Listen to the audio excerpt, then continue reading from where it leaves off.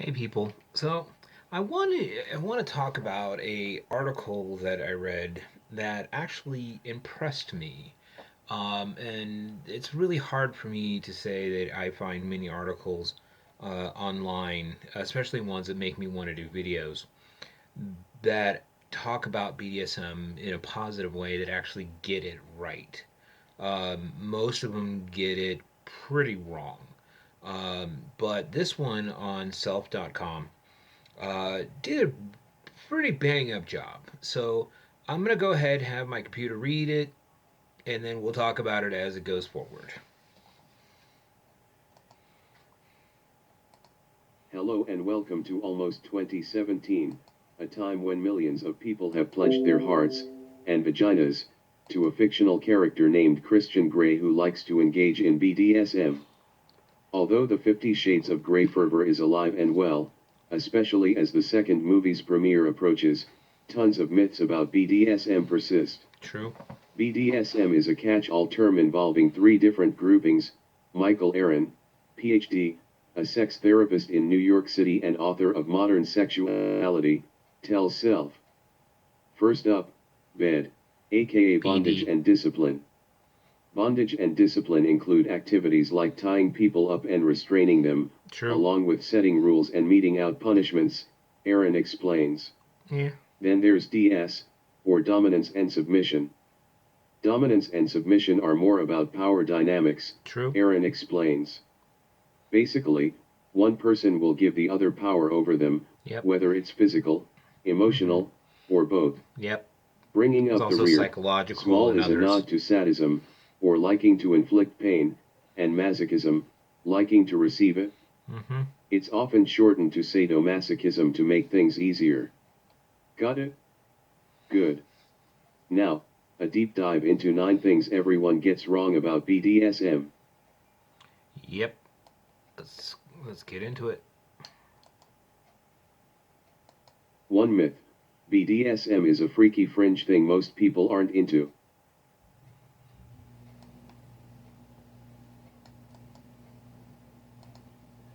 There's a lot of misunderstanding about how common this is, Aaron says. Very true. A lot of people may think just a small minority has these desires. But sex experts see an interest in BDSM all the time, Mm-hmm. and a 2014 study in the Journal of Sexual Medicine also suggests it isn't unusual. Over 65% of women polled fantasized about being dominated, 47% fantasized about dominating someone else, and 52% fantasized about being tied up. Yep. The thing about it is that I've always stated that roughly about 25% of the world population is into kink. 25 plus percent. Um, and even more fantasize about it. 25% to me is a percentage of people who actually do it. Whether it's a minor little thing they do in the bedroom or it's something that is a hardcore aspect of their lifestyle. So these numbers pretty much line up with with what I've always thought. So nice to see that a study backs up what I actually think. It's 100% natural and normal to fantasize about BDSM, Yep. but some people come and see me with shame, certified sex coach Stephanie Hunter Jones, PhD, tells Self. There's no need for that. It's a healthy fantasy to have and one that should be explored, Jones says. Absolutely. Uh, if if you find something kinky turns you on, there's nothing wrong with exploring it. Nothing wrong with trying it. As long as what you're doing is not going to affect your real life, it's not going to jeopardize your job or your family or any of that stuff, go for it. If your partner's not into it, then you need to either do one of two things. You either need to get your partner comfortable with it or move on from your partner. Yeah, that's it's pretty much your only options. 2 myth: BDSM is always about sex. Nope. Sex isn't a necessary part of the action. Hmm. BDSM doesn't have to be sexual in nature. Some people like it for the power only, Jones says. It's possible to play around with BDSM without involving sex, True. but for some people, incorporating it into sex ratchets things way up. Yeah. See, I consider myself a very highly sexual dominant. Sex is pretty much always a part of my BDSM dynamic. Have I had a non-sexual BDSM dynamic? Yes. Did I enjoy it as much as the ones that were had a sexual component? I can honestly say no, I didn't. I prefer it, but that does not mean that it has to always be that way. If what you prefer is something that is a little more, you know, non-sexual, where it's just um, about the bondage, about the discipline, about the power exchange, or whatever, and there's absolutely no sex involved, there's no problem with that. You do what works for you. You do what works for you and the person you're playing with. As long as you and the person you're playing with can agree on it, there's no problem at all.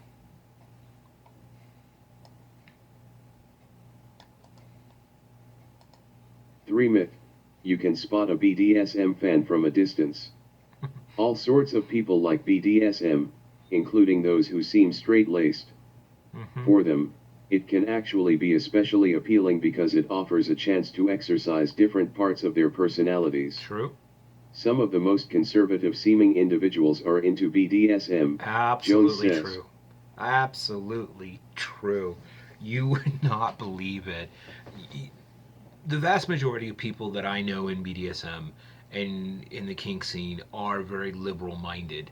But outside of their kink life and sexual life, it's a wide, diverse area on political views, on any other thing. So just because you're a conservative person does not mean that you don't, that you are not welcome in our community. You are absolutely welcome in our community. You just have to understand and be open to the idea that you're going to be dealing with people and potentially playing with people that have absolutely opposite views of you when it comes to things like, politics and religion and so on and so on. I'm very much, know where I am when it comes to my belief in religion. But yet I just gained a submissive that is very much a Christian. Not a problem at all. No concern. It doesn't concern me at all. They know my position. I know their position, and I'm not going to try to change their mind on it. That is just the way this community works. But the thing about it is that as long as I'm enjoying it and she's enjoying it, who cares? Number four. 4 myth. If you're into BDSM, your past must be one big emotional dumpster fire. One of the biggest misconceptions is that people do BDSM because of some sort of trauma in their background, Mm-hmm. Aaron says. People who engage in BDSM aren't automatically disturbed. A 2013 study in the Journal of Sexual Medicine actually found that BDSM proponents were as mentally sound, if not more so, than people who weren't into it.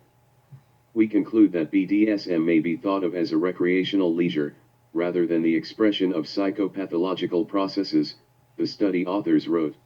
Which is something I had been saying for years. Years. Way before they started studying this. Okay? People in this lifestyle come from all backgrounds. People who have had, I had, yes, I had some stuff in my life, but I also had an extremely normal childhood. My parents are still together. I have a brother. Everything, up to the point of me turning 18 would have been considered a very normal lifestyle. I did not have a dramatic, dumpster fire of a life. No. My life up to the point where I got into kink was very, very normal. And then I got into kink and it became very abnormal. And I've enjoyed it and not looked back since. So, yeah, And yeah, there are people who see it just as something they do on the weekends. Nothing wrong with that. There's some people who do it all the time. Somebody like me, somebody who, you know, not only does it, but, proudly displays it on his walls.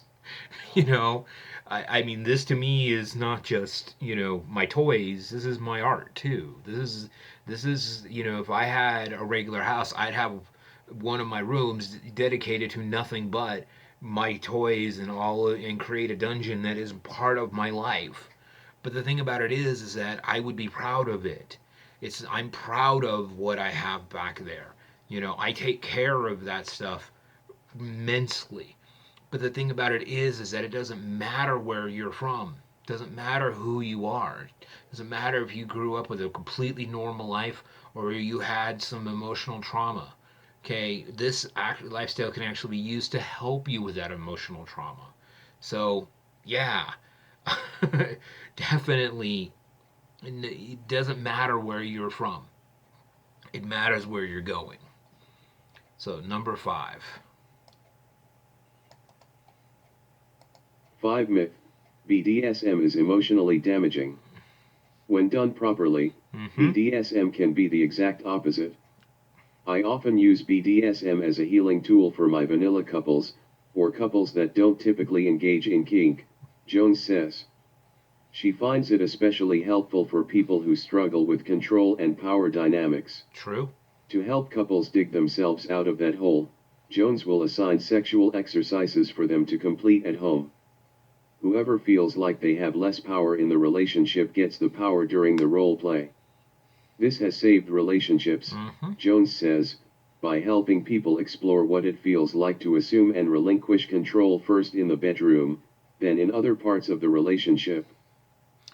As I have stated in multiple other videos in the past, um, this lifestyle can be used to help you deal with emotional trauma in your life, to help you deal with things that have happened. BDSM has saved multiple relationships. It has also destroyed multiple relationships. Really, what it comes down to is finding what works best for you and helping you become the best person you can be. That's something that you don't see in many other lifestyles. We want you to be your best. We want you to be at your absolute best. Something that you cannot do in almost any other lifestyle. They don't encourage it. We encourage it. We want to help you. We want you to help you learn and grow and be better people, because that's going to mean better people in our community. Number one. Number two, it's going to make you know that we're going to have a better quality person to play with. That's just the thing, is that everybody thinks that we're out trying to hurt people. No, we are trying to make people better so that we can hurt them. But hurt them because they want to be hurt, or tie them up because they want to be tied up, or zapped with electricity because they want to be zapped with electricity, or have needles poked in their body because they want to have needles poked in their body. The thing about it is that none of that stuff is bad if it's something that you want. And if it's something you enjoy, whether you are the top or the bottom, knowing how to be the best person you can be doing that stuff is what matters to us.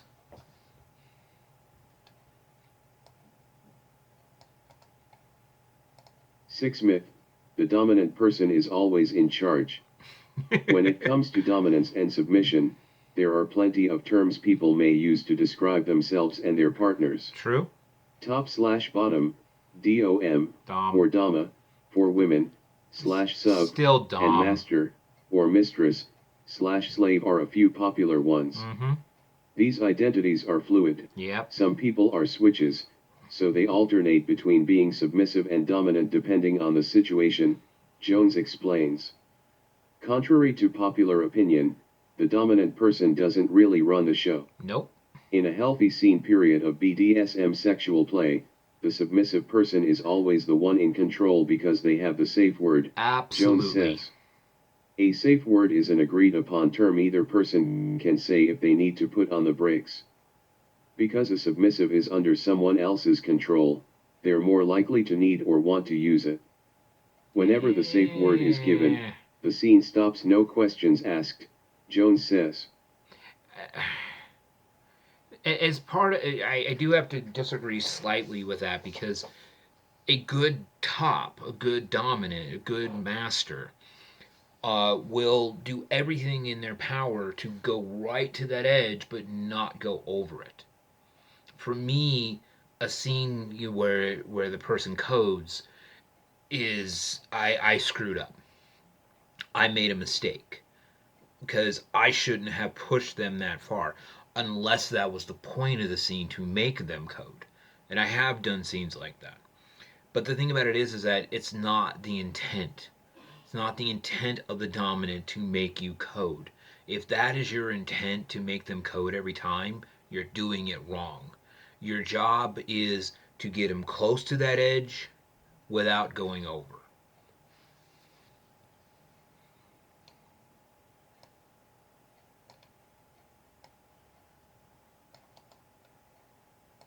7 myth. You need a Christian Grey-esque red room to participate in BDSM. Not true at all. Christian should have saved his money. Sure, you can buy BDSM supplies, like furry blindfolds, handcuffs, Uh huh. whips, Uh huh. paddles, Uh huh. floggers, Uh huh. and rope. Yep. But there's a lot you can do with just your own body, Mm hmm. Jones explains. You can use fingers to tickle, Mm hmm. you can use hands to spank. Mm hmm. You can also use things around a house, like scarves, neck tees, Yep. and Ties. stockings for tying each other up, Mm hmm. wooden spoons for spanking, True. and so on. Pervertibles are fun. Plus, since your mind is the ultimate playground, you may not need any other toys at all. True. This is probably one of the truest things that they have on this. To me, a great dominant should be able to do an entire scene without one toy. Okay? It starts here and here. Okay? And eventually down here. But really, it starts here and here. You have to use your mind and your heart about what you're going to be doing. And then if you have the tools are an add on to that. Your skills and your abilities, the tools, you should be able to do everything you can do with your tools without actually having them in your hand. Okay, I can do an entire flogging scene in my mind without having a flogger anywhere near me. I can do a spanking scene without one piece of equipment around me. You should be able to do an entire scene, multiple scenes without one piece of equipment. With that being said, pervertibles are fun. Pervertibles are any household item that you can use to turn into a play toy. Uh, for example, something I'm working on, not ready to do a video on it yet, is clothespins. Simple wooden clothespins. And I actually have some Plasti Dip um, just from the hardware store on them. And it makes for a great toy. Cheap. Wooden clips, wooden clothespins are cheap. And they make amazing toys. So use your imagination. Go around the house. See what you can find. Looking around my desk, I can see probably about 10 things that I can use. You know, as I knock something over. Um, a little plastic ruler. That has a sting to it. Probably break it, but you know what? It's a dollar. Dollar Store is an amazing BDSM toy store. So yeah, use your imagination.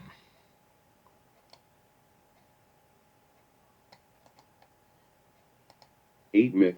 If your partner is into BDSM, that's the only kind of sex you can have. Mm-hmm. When you're new to BDSM but your partner isn't, you might feel like you need to just dive in. But you don't have to rush. People who are into BDSM can also like non-kinky sex, True. and it can take some time to work up to trying BDSM together. Yep. And much like your weekly meals, BDSM is better when planned. Mm-hmm. BDSM should never be done spontaneously, No, Jones says. Unless disagree. you've been with your partner for a long time and you two are absolutely sure you're on the same page, it's always best to discuss exactly what you each want and don't want to happen, That part's both true. before the scene happens and as it But actually plays out. that's part of the conversation negotiation aspect of it. The thing about it is that if your experience like me, I don't need to sit and plan out an entire scene. I've already done hundreds of scenes. And I've not only done hundreds of scenes, I've probably planned out and worked through in my head thousands of scene scenarios. So the thing about it is that I don't need to sit there, and say, this is what I'm thinking of doing. Are you okay with that? Are you okay with this? Are you okay with that? No. Sometimes I just say, do you trust me? And I know that some people would disagree with me on that, but you know what? If you're new to it, yes, absolutely. Take your time. Go slowly. Don't rush in because you're going to find a bunch of shit you want to do and your partner's not. And guess what? That's going to cause friction. I have talked about this multiple times. This thing backs me up. And now, number nine, the biggest one.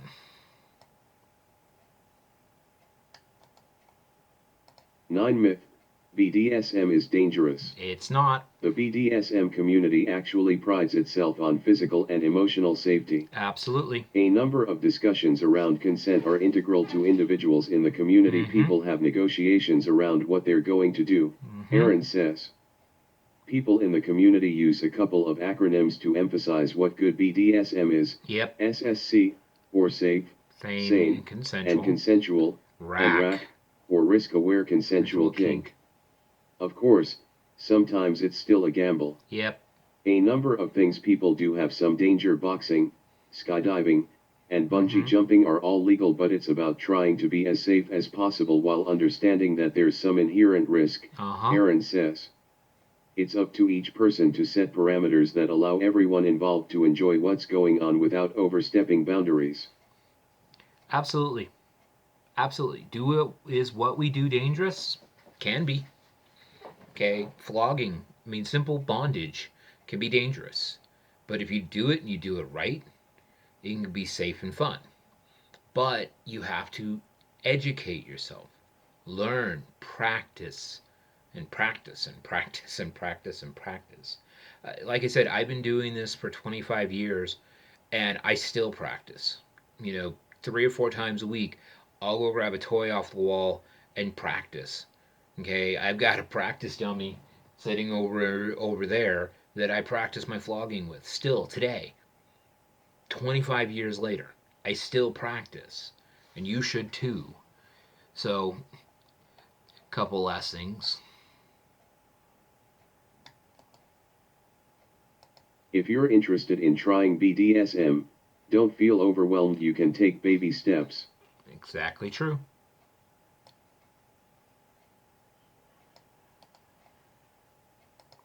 There are a number of entry points for people, Aaron says. Mm-hmm. One is FET Life, Fet a life. social media website for people with various kinks. Mm-hmm. You can also look into Kink Academy, which offers educational videos for different Eh, payment plans I'll talk starting about at Kink Academy at $20 some a other month. time.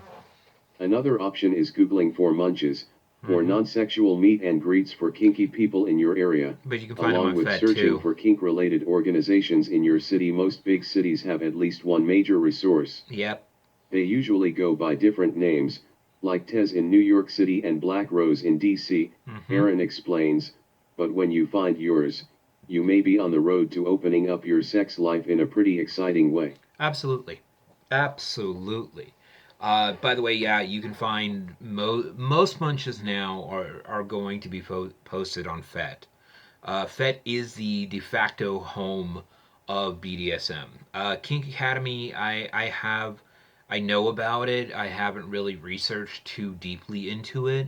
I'm going to try to contact them and see if I can, if I can get in and audit some of their courses and potentially do a couple videos on them. But I don't know about that yet. But yeah, googling munches kind of is a waste. Just go to FetLife. That's your better option. And yeah, you if you live in a big city or even a smaller city, you could potentially find a kink group in your area. And as I've stated in several videos before, if there isn't one, start it yourself. There's nothing that says you can't find some funky acronym or create some weird name and start your own group. Start it with a munch.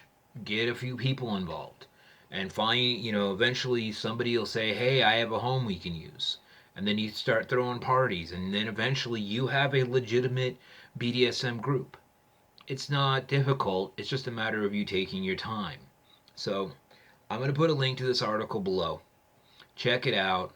I don't, if there's something, you want to, something you think I should talk about, send me an email, or send me something on FET. That's it for now. Be well and safe.